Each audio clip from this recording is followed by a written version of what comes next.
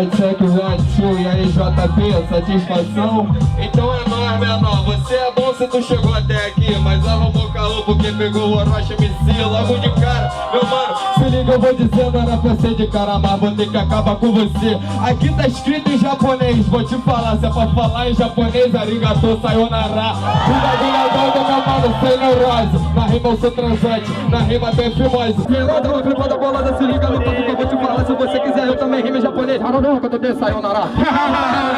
Muito menor, tá ligado? Sem caô. Eu mando tipo Naruto, te mato e depois falo, arigatou. É isso que você não tá entendendo, não. Por isso que eu chego mandando freestyle agora, nova geração. Já que eu sou do futebol, menor, tem esperança. Ei, Ribeirinho, quanto que tu ganhou na França?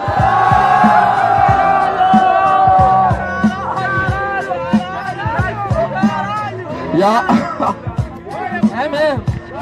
Ó, vamos chegar no proceder. Eu sou Ribeirinho, meu companheiro de time aqui, o Maquelele. Então vem comigo, mano, eu vou matar você. Não tem rima boa, mano, parece até Yaya Churré. Yaya Churré era o mais brabo, eu no improvisado. Se eu sou Maquelele, tá Fred Mercury prateado. O bagulho é doido, deixa logo eu te dizer. Pro pouco igual o símbolo do pânico na TV. Nada disso, agora a rima aqui avulsa. É o poderoso castiga, que o demônio aqui expulsa. Sai de perto de mim, invocação de Satanás. Você é feio pra caralho, ainda explanaram que transite traz. É o poderoso castiga, eu sou MC Orochi. Hoje eu sou o melhor do mundo e matar o MC Choice. O bagulho tá doido, meu irmão, eu falo pra vocês. Se quiser eu rimo em polonês. Vamos escapar do dois. Eu vou te vencer, o rap agora vai prevalecer. Ele é broxa com minha prima, mano, é 1 segundo pra te comer. Tá ligado, é isso nesse pique. Tá ligado, mano, naquele pique. O bagulho é doido, eu rimo até no kit. É 1 segundo, quando eu boto nela, ela fala, motherfucker, holy shit. Mano, na moral, vou chegar nesse versado.